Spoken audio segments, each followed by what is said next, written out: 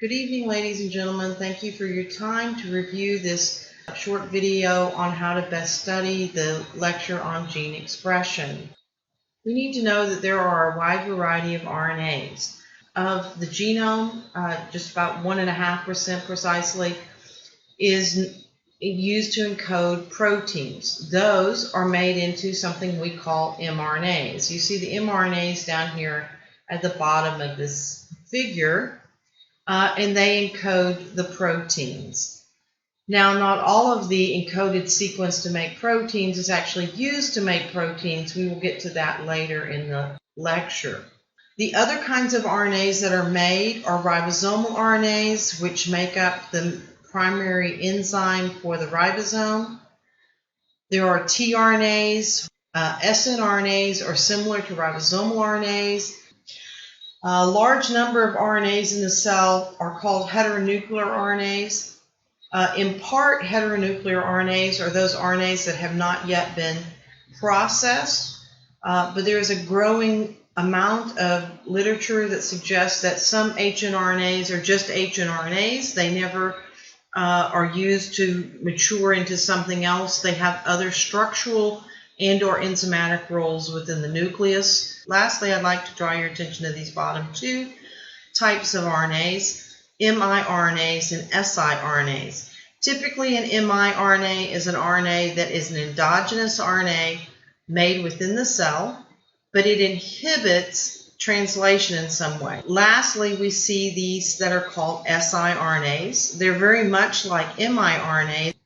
There are three kinds of RNA polymerases. The only one we need to know for today's lecture is RNA polymerase II. The other two RNA polymerases are less critical for a medical foundations course. This slide is to remind me that repetitive DNA can cause problems, but it also creates diversity in the genome, creating a wider variety of messenger RNAs that can be made. Transposable DNAs and other repetitive DNAs can cause insertions and deletions. This changes the times at which a protein may be produced or the amount that may be produced, and that may be positive or negative for the evolution of that organism or that cell. Sometimes they are the places in which we damage our DNA most frequently. They're also the hot spots for recombination. They can also create these things called gene duplication and pseudogenes. Pseudogenes, of course, are genes that no longer function. All of these are predominantly sound a bit negative, but in fact, many of these events are not negative on transcription or translation because they typically happen the majority of the time far, far away from messenger RNA. Now, the point of this slide is to remind you about episome. Remember, the episome is the placement of histones onto the DNA. It turns out that that regulates the amount of transcription that can occur in a piece of DNA. As you see in this figure here on the right, proteins can bind that DNA nucleosome complex, and they will change the spacing of the nucleosomes on the gene. Many genes have a variety of different kinds of proteins that are tissue-specific proteins that bind and regulate the spacing of the nucleosomes on every gene. Additional to protein products that bind the DNA, you may have methylation, as is seen with these little lollipops, these little yellow and green lollipops. They actually show you that methylation can also alter the spacing of the nucleosomes. Genes that have bigger spacing between the nucleosomes tend to be more active. Genes that have tighter spacing of their nucleosomes tend to be less active or turned off. I need to remind you here too that the proteins that bind these DNA typically are called one of two names. They're typically called enhancers. Enhancers are those proteins that increase the activity of a gene. Repressors are those factors that cause the gene to turn off or repress the expression of that gene. Repressors are also known as silencers. In humans, we typically call them silencers, not repressors, but I'm old school and I still tend to call them repressors.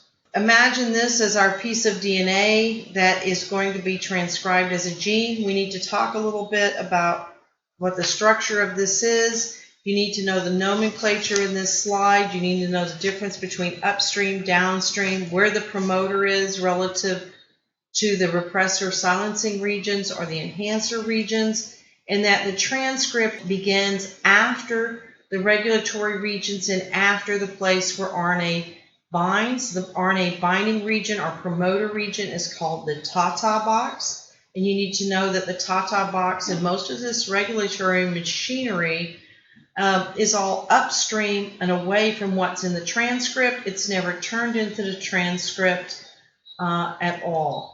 And that at the end, there's actually a signal that's called a poly-A signal. The transcript initially goes beyond that signal, and then that's used to process the 3' end. This slide brings us to the point that some genes use one kind of promoter system and other genes use a different kind of promoter system. A simple promoter system is that seen up here. That's what things like CDC6 does when it is in its constitutive action. It doesn't require looping.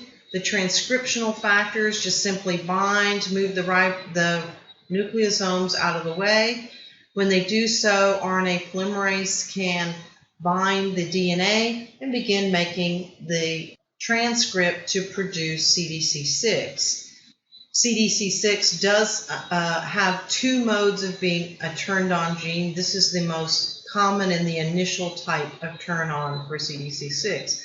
Other proteins have much more complicated systems for the way the enhancers and repressors interact with RNA polymerase II.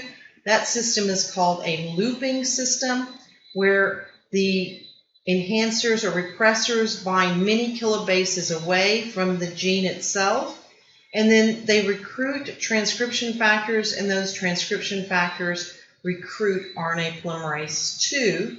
The looping is very common in E2F type transcripts, so things that bind E2F will actually often do this big looping thing. We've talked about a bunch of proteins that are produced as a consequence of E2F as a transcription factor.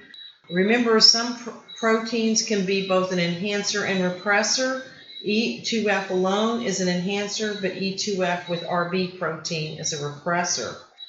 And this allows us to have tissue control, temporal control, and cell type and organ-specific controls. This slide is a slide that seems straightforward when I say it, but it doesn't seem easy for students after the fact. You have two kinds of strands. You have the one that's actually used by RNA polymerase, that's called the template strand, and then we have the one that is equivalent to the RNA, and we call that the coding strand. It is easiest to look at the coding strand because the triplets used there are the easiest to read, but template strands can be used as well. Why is the coding strand most like the RNA?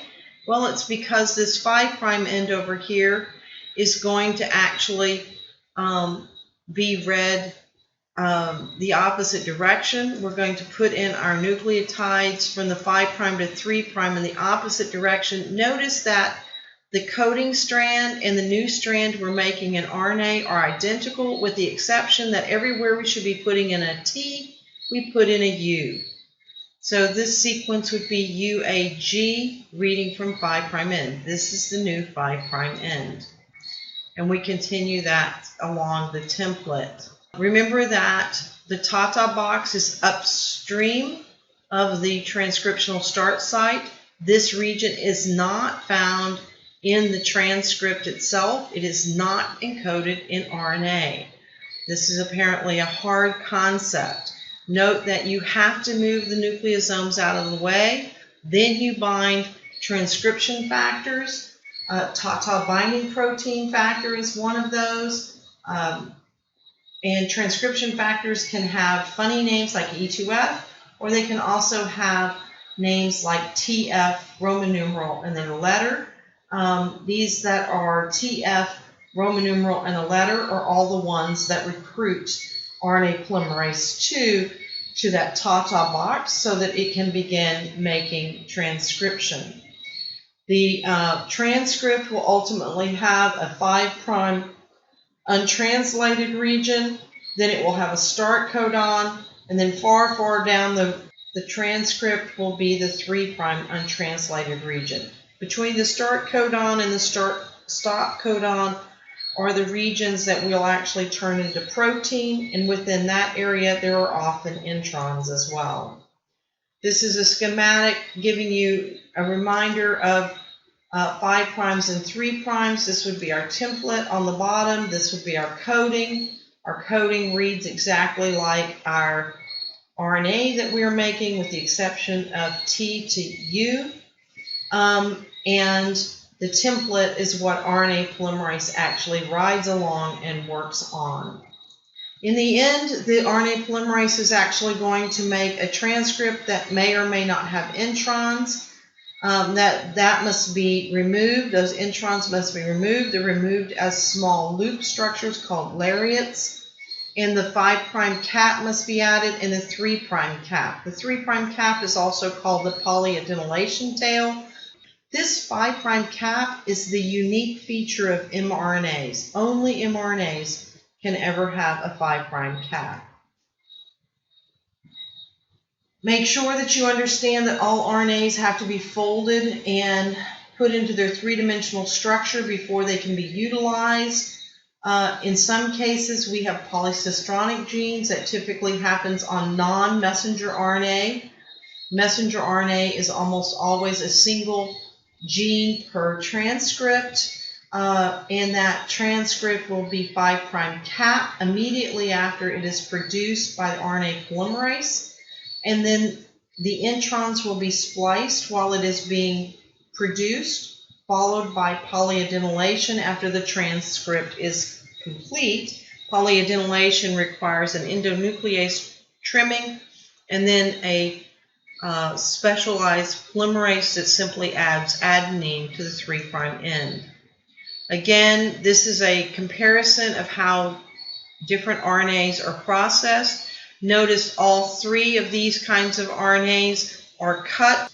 Notice that that two of them, both mRNAs and tRNAs, have a major splicing event that occurs. Two of them are also have something added to their 3' end. In tRNAs, it's a 3 nucleotide addition. In mRNAs, it is a poly-A tail. But the one thing that is unique about mRNA is that 5' cap. Spliceosomes. On spliceosomes, what you need to know is that this is a ribonucleoproteins. These are predominantly RNAs that are binding with this GU on the donor side and another RNA in this molecule that's binding to the AG on this side, which is called the acceptor side. 5' is always the donor, 3' is always the acceptor. And that these two ends, if they are ever mutated, will actually cause the splicing not to occur. So these are canonical. You must have GU for the first two nucleotides of the intron and AG for the last two.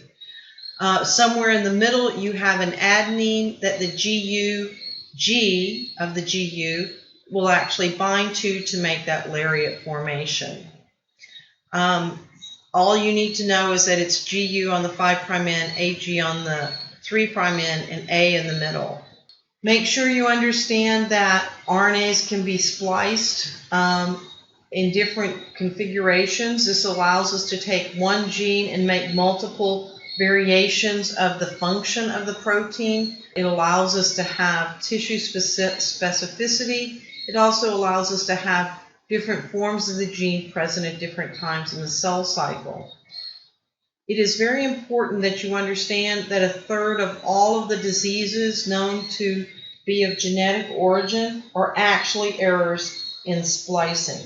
Losing that GU or that AG is the most common cause of inborn errors of metabolism. There is a wide variety of splicing. Do not memorize the different kinds of splicing. This is to remind you that you can get a lot of variations on the theme from a single gene. One gene may do one of these, the gene may do two of these, the gene may do three of these. But you get a wide variety of different forms of the gene depending upon how it is spliced. And then lastly, you need to know that there are a number of proteins that bind the mature protein. Some proteins bind the 5' cap. Some proteins bind the poly A cap. In fact, the one on the poly A cap is called the poly A binding protein, PABP. You'll have many copies of PABP along your poly A tail. You have a single protein called the cap binding protein. This protein is also known as EIF4F. We'll see in the next lecture that it and the PABP are brought together for export of this transcript out of the nucleus, and the thing that holds them together is called EIF4G. We have to fully load this RNA with many proteins to protect it from nucleases prior to exiting the nucleus. That's it for today's lecture. Thank you so much for listening.